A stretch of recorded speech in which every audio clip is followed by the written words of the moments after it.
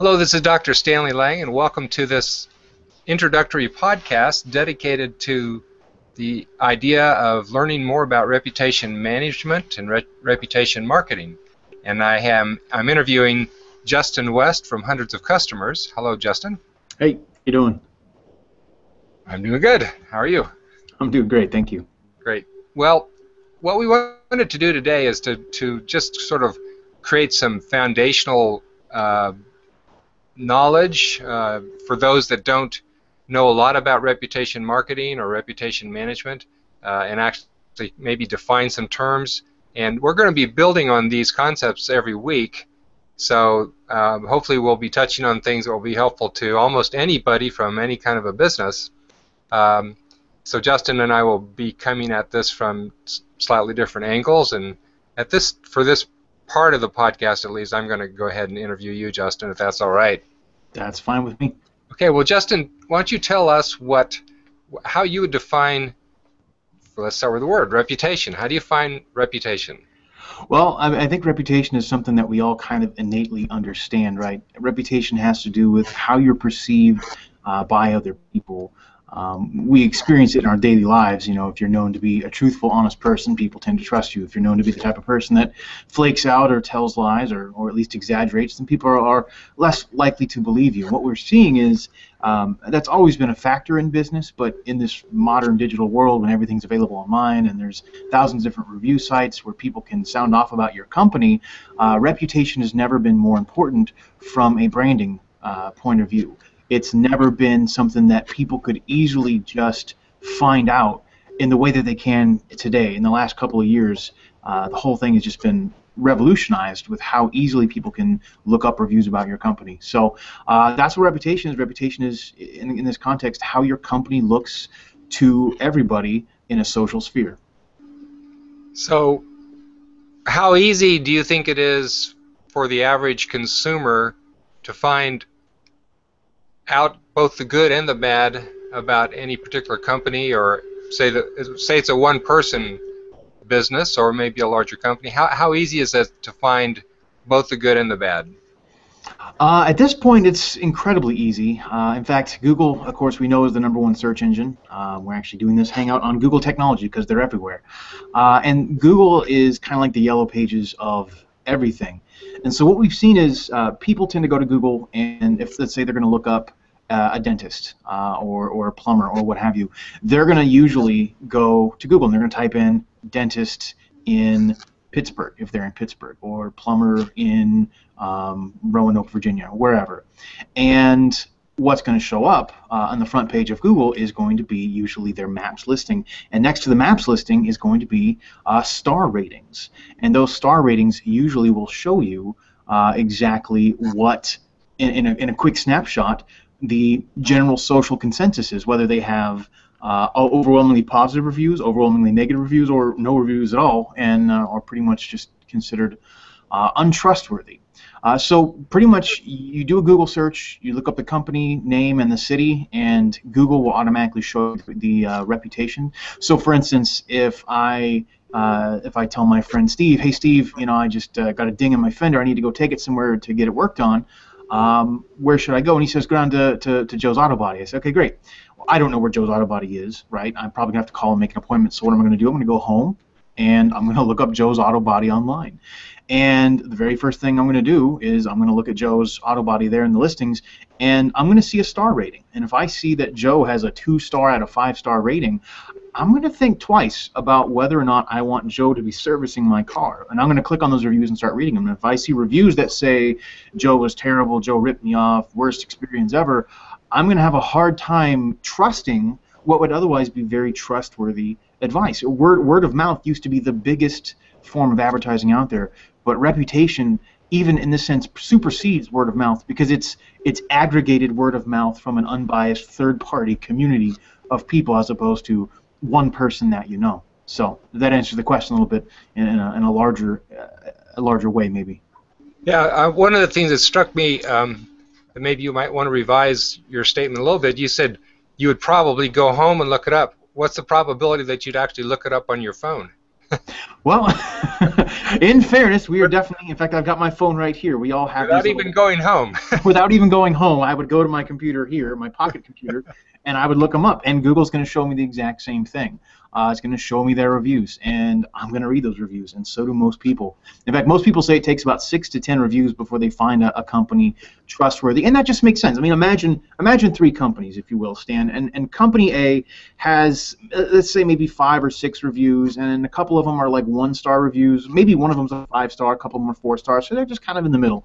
Now, company B, they have no reviews at all. It's just a blank slate. And the company C has 12 reviews and they're 4 and 5 stars, period. Even if you refer to company A or company B, who are you probably going to go to? I'm going to go to the one with the best reputation, as far as I can tell from the Yeah. reviews. That's At going the to be my very inclination least, for sure. at the very least, it's going to weigh very heavily on your decision. Is that right? Right. Yeah. So, what do you think? Do you think that it's easier to get a bad reputation online or a good reputation online if you're not working at it? Whew. I think it's easier to get no reputation if you're simply not working at it, but even then, that's not true because reputation is mostly dependent upon whether your customers want to review you. And I think 9 times out of 10, they more want to rank a terrible experience because they're angry and they want to vent than they want to rank a good experience. So I think if you do nothing, you're more likely to see more negative than positive show up, assuming part of it has to do with the culture that you build at your business. So if you have a very, let's say, a positive reputation culture, your staff is friendly and courteous, they treat every customer with individual attention, then you're probably going to accrete some good reviews over time. If your staff is on the whole pretty mediocre or worse, you're probably going to accrete more bad reviews over time. So step one is always basically taking an inventory of any company and saying, what are our practices? How are they appearing to consumers right now? In fact, I always recommend going online and looking at your reviews. Everyone should do that, and don't just feel hurt if you have nothing but bad reviews. That's the best feedback you can ever get, in a sense, because it's letting you know there's a problem. And then your job as a business owner is A, to fix the problem, and then B, of course, to begin to build up your reputation. So, do you think that it's pretty likely that good companies that do good service may be misrepresented by the reviews online? I think it definitely can happen. Google has, in the past, had issues where people would leave anonymous reviews. In fact, they actually came back, and I think they're recently, as of today, starting to allow certain kinds of anonymous Google Plus activity. But by and large, I think most people tend to trust online reviews because they are an aggregate. So you might have 1 or 2 people who are just malicious and want to leave a bunch of bad reviews, and so they go out and set up a Google Plus account or a Yelp account or whatnot and start trying to blast these out. But in general, I think you're going to get a pretty fair hearing from the internet at large. They're going to weigh in on their experience. And that's more likely if you've got, say, 30 reviews than 3 reviews. You're just statistically more going to see the real picture the more reviews you have. Would that be accurate? Oh, absolutely. I mean, again, in that initial scenario I gave you, you have one company. You had one company that had a 4-star rating and 2 reviews, and you had one company that had a 4-star rating and 27 reviews. What does that tell you? At the very least, although both of them are seemingly equal, there are far more tested cases, far more tested scenarios that show a positive experience at the latter, at the one with 28 positive reviews, whatever number I said. Mm-hmm. So it sounds like one of the take-home messages from today's podcast is go check the reviews out, even though there may be some bad stuff out there that you don't want to see. Is that a take-home message? Absolutely. In fact, we actually have a free service we provide at hundredsofcustomers.com/local rep. So it's hundreds of customers, like it says down here, all spelled out, HUNDREDSOFCUSTOMERS.com/local, LOCAL, rep, REP. And you basically put in your business's phone number, and we'll actually do a quick search for you, and you can actually see what your reputation looks like online, which is kind of cool. So it's not that LLC stuff there that's on the bottom of your... No, that's just because we are, in fact, an LLC. But it's hundredsofcustomers.com/local rep. Local rep, okay.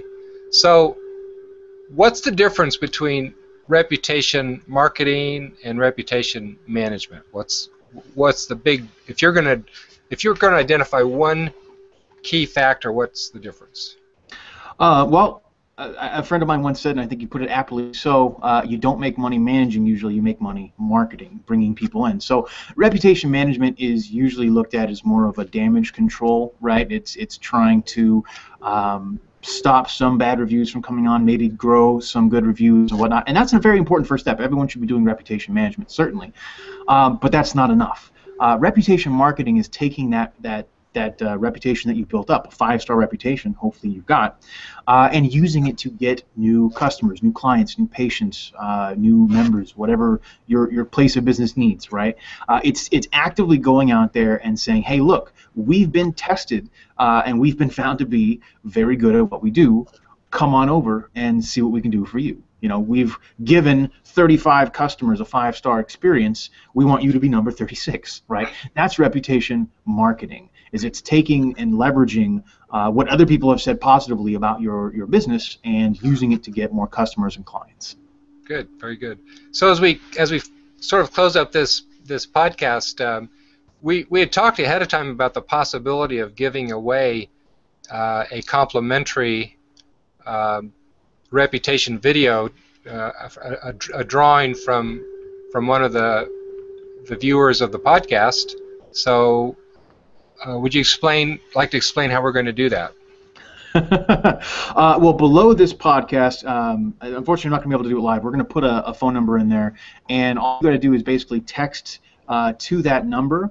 And what's going to happen is it's going to do an automatic drawing, and that drawing will, whoever wins it will get this the rep video. Now this is kind of an arm twister here because these videos are valued at like $2,000 to $3,000. If you were to get the professional lighting, green screen, the actors, professional shooting, all of that stuff, it would be not an inexpensive venture. And so we actually create these for our clients, but we're willing to give these away or give one of these away to one of the viewers or listeners of this podcast.